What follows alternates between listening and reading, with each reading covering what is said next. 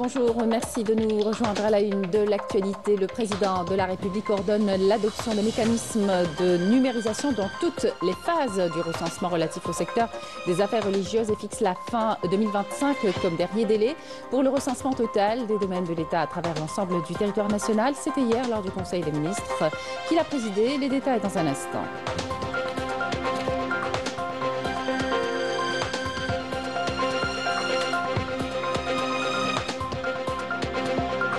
Face aux violations répétées par l'État du Mali de notre espace aérien, l'Algérie a décidé hier la fermeture de son espace aérien à la navigation aérienne en provenance ou à destination de l'État du Mali et rejette avec force cette tentation de faire de notre pays un bouc émissaire au revers et des bois dont le peuple malien paie le prix le plus lourd.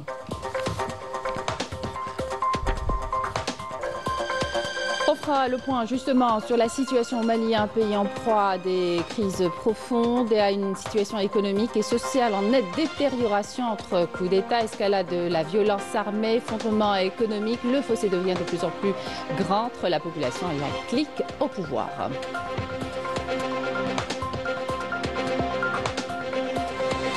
Au Sahel comme ailleurs, le Maroc ne ménage aucun effort pour diviser afin de mieux régner, ne porte plus aucune cause africaine en échange de soutien stratégique et technologique. Le Marsen a grand ouvert ses portes à la normalisation au point de compromettre sa souveraineté économique. On y revient dans un moment.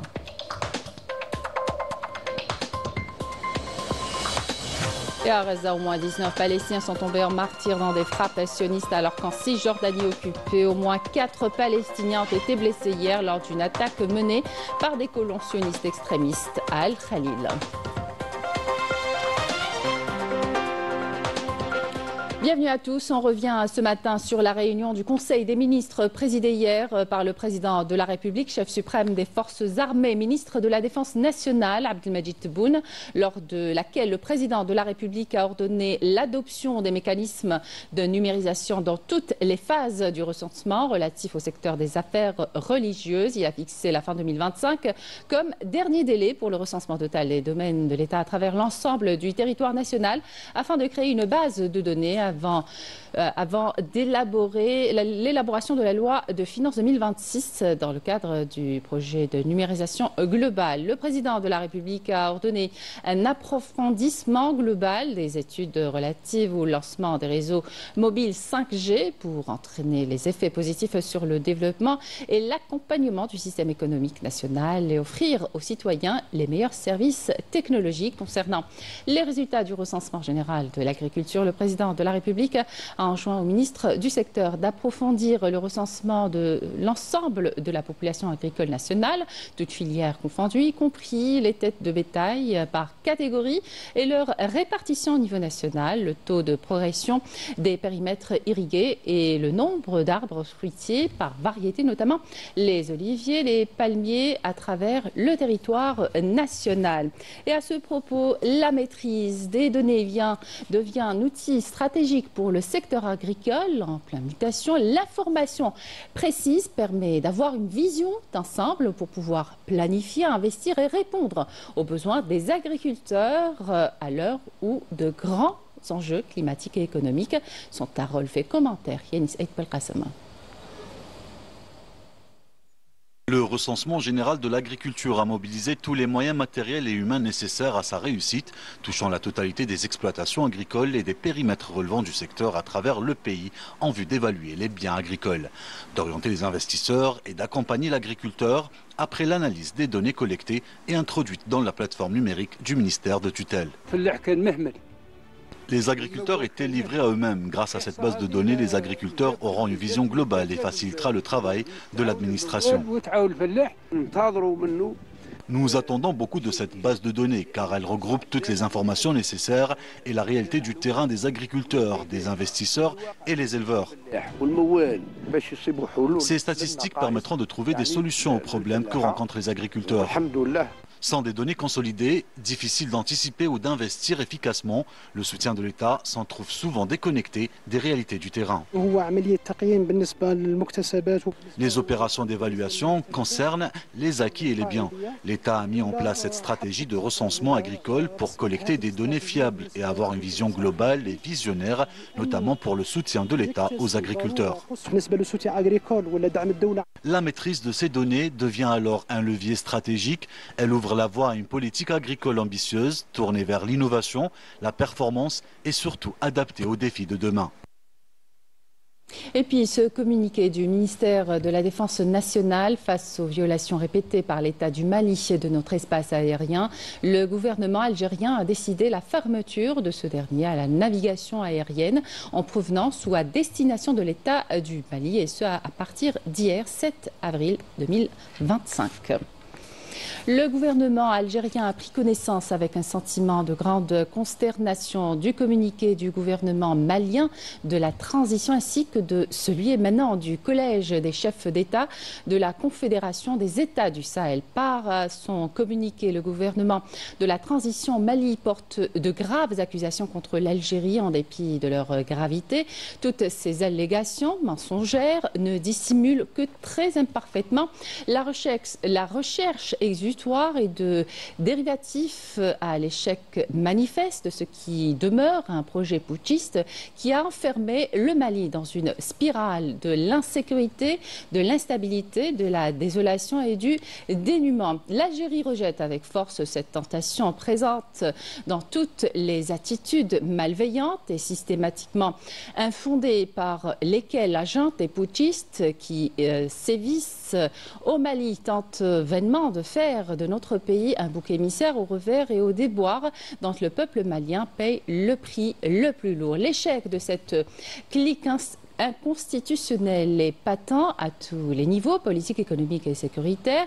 Les seuls succès dont cette même clique peut se prévaloir sont ceux de la satisfaction d'ambitions personnelles au prix du sacrifice de ceux du Mali, de l'assurance de sa survie, au détriment de la protection du Mali et de la prédation des maigres ressources de ce pays frère aux dépens de son développement. La collusion que le gouvernement malien établit avec une extrême légèreté entre l'Algérie et le terrorisme manque tellement de sérieux qu'il serait superflu de lui prêter attention ou d'y répondre. En effet, la crédibilité, l'engagement et la détermination de l'Algérie dans la lutte contre le terrorisme n'ont besoin ni d'être justifiés ni d'être établis.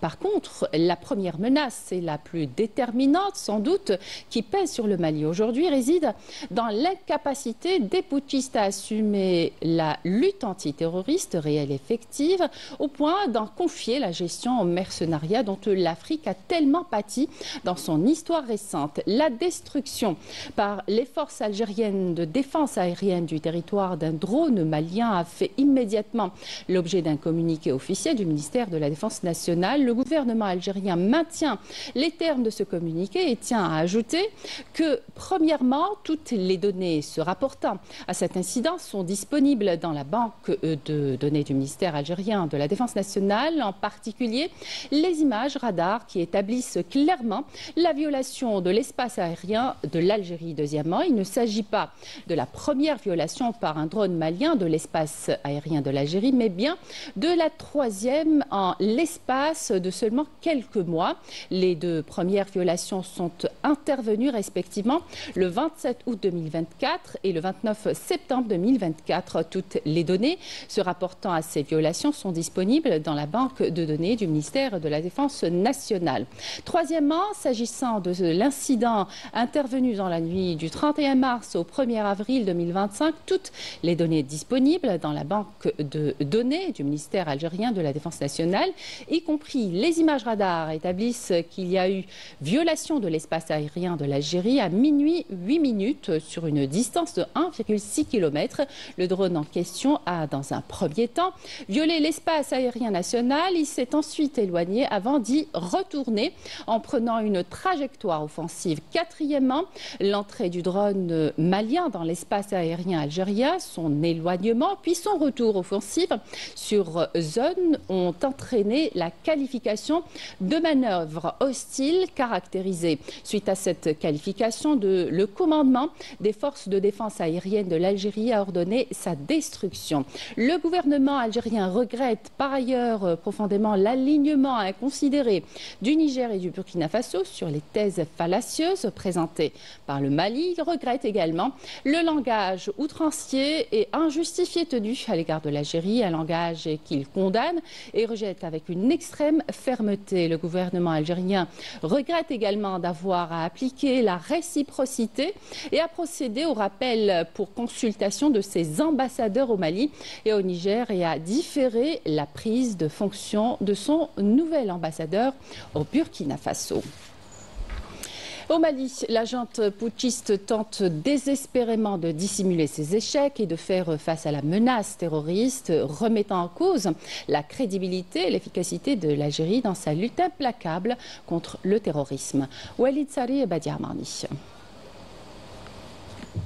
Du Mali au Burkina Faso jusqu'au Niger, on assiste à des scènes de chaos et d'instabilité dues au coup d'État militaire et au blocage des processus de transition démocratique dans un contexte d'absence totale de stabilité politique et d'échec des expériences démocratiques. Les crises du Sahel, les coups d'État et les ambitions militaires sont accentuées, l'isolement de ces zones tant au niveau régional qu'international, les transformant en terrain d'intervention étrangère aux dépens des peuples de la région. Le Mali, un pays en proie à des crises profondes et à une situation économique et sociale en nette détérioration, souffre de l'accaparement du pouvoir par la junte putschiste. Cette junte tente de détourner l'attention du peuple malien pour masquer les échecs flagrants à tous les niveaux, des échecs dont le peuple malien paye le prix fort. Tout simplement, la junte malienne et ses militaires qui pilotent les drones ne savent pas manipuler les drones. Ils tuent des innocents, ils commettent des massacres sur des civils. Avec l'échec de la feuille de route et le report des élections à plusieurs reprises au Mali, les inquiétudes se font de plus en plus grandes quant à la durabilité de cette période de transition et la consécration du pouvoir militaire. Se fermer à tous les voisins et surtout à cette grande voisine qui aurait pu être protectrice, parce que nous le savons tous, si l'Algérie voulait embêter le Mali, elle aurait pu depuis très longtemps reconnaître l'indépendance de l'Azawad, reconnaître l'Azawad en tant qu'État. L'Algérie ne l'a pas fait. Tout ce qu'elle a demandé, c'était qu'on aille aux élections pour qu'elle puisse être sereine afin de pouvoir négocier un partenaire diplomatique, politique, social et économique. Mais le Mali n'arrive pas à sortir de cet engrenage des conflits à créer avec tout le monde pour ne pas organiser les élections, parce qu'elle n'arrive pas à juguler la crise politique, sociale et économique et surtout sécuritaire. Voilà. Le Mali qui évolue au rythme de crises multiples entre coups d'État, escalade de la violence armée, effondrement économique, le fossé devient de plus en plus grand entre la population et la clique au pouvoir. Dans un contexte de pouvoir militaire et des institutions civiles qui peinent à instaurer la stabilité, le pays se voit plongé dans un tourbillon de crise. L'horizon politique étant incertain et en l'absence d'une solution radicale, le développement économique devient difficile. La politique du Marzen en Afrique et son implication dans l'alimentation des crises dans la région n'est plus à démontrer, notamment après la normalisation de ses relations avec l'entité sioniste. Majda Djahmouna. Sous couvert d'ambition économique et d'accords de coopération, Rabat sème la division au sein de la maison africaine, attisant les tensions et alimentant des foyers d'instabilité qui affaiblissent les dynamiques d'unité sur le continent. Au Sahel comme ailleurs, le Maroc ne ménage aucun effort pour diviser afin de mieux régner, en maquillant au passage ses échecs internes et détournant l'attention de la crise sociale qui mine son propre peuple. En échange d'un soutien stratégique et technologique, le Marzen a grand ouvert ses portes à la normalisation, allant jusqu'à compromettre sa souveraineté économique. Les accords signés dernièrement incarnent une mainmise croissante sur les leviers de décision économique marocains avec pour toile de fond une stratégie d'ancrage sioniste en Afrique. Les Marocains eux-mêmes ne s'y trompent pas, ils voient leur pays devenir, malgré eux, un tremplin vers le continent pour une puissance étrangère à l'agenda bien peu africain. Pire encore, le royaume est connu pour être un carrefour mondial du trafic de drogue et de traite humaine. Un foyer pour les réseaux criminels qui s'enrichissent sur le dos des plus vulnérables.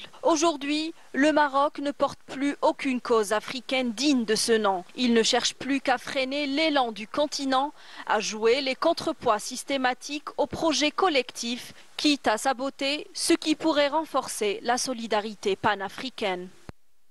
Et sachez qu'une enquête menée par le journal britannique Declassified UK et l'organisation d'investigation irlandaise de Ditch a révélé que le port de Tanger Med est sur le point d'accueillir le 20 avril un navire de la compagnie maritime mondiale, Maersk, qui transporte des composants pour les avions de combat américains F-35 vers l'entité sioniste qui sont utilisés pour lancer des raids meurtriers sur la bande de Gaza alors que l'Espagne a refusé l'accostage de ce type de navire dans ses ports en raison de leur mission ignoble. Le Mersen les accepte avec fierté. L'enquête révèle que le port de Tanger est utilisé comme un point de transit majeur pour l'expédition de ce type d'équipement qui sera déchargé et rechargé sur un deuxième navire à Tanger, le Next Maersk, qui se dirigera vers la Palestine occupée par l'entité sioniste.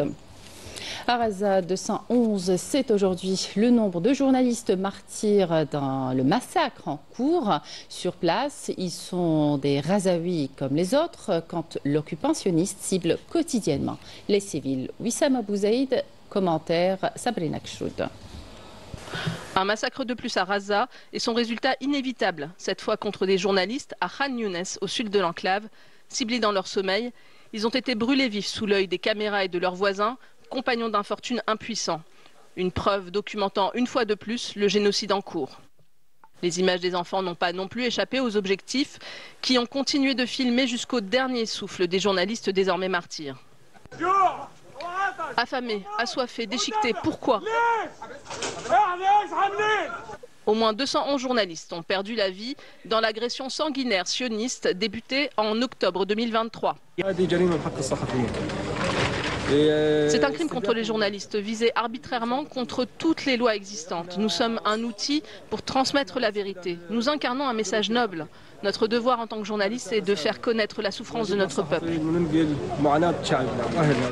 C'est un nouveau crime de guerre parmi tant d'autres, comme le meurtre des 15 membres du Croissant Rouge récemment retrouvés dans une fosse, quand l'occupant se vante de sa puissance militaire. Les journalistes sur place sont les seuls à même de rapporter les faits depuis le terrain. C'est une nouvelle ligne rouge franchie par l'entité sioniste qui n'a en réalité aucune limite. Des dizaines d'hôpitaux sont ainsi devenus des ruines sur toute l'enclave. L'occupant a tué et arrêté des centaines de membres du corps médical, dont certains sont à ce jour toujours torturés dans ces geôles ou ont disparu.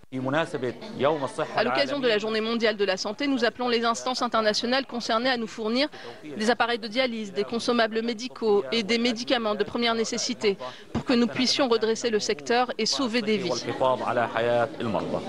Les lignes rouges n'existent pas pour l'occupant, il agit en toute impunité, ravageant les hôpitaux, tuant les journalistes et les secouristes et allant jusqu'à viser les instances onusiennes.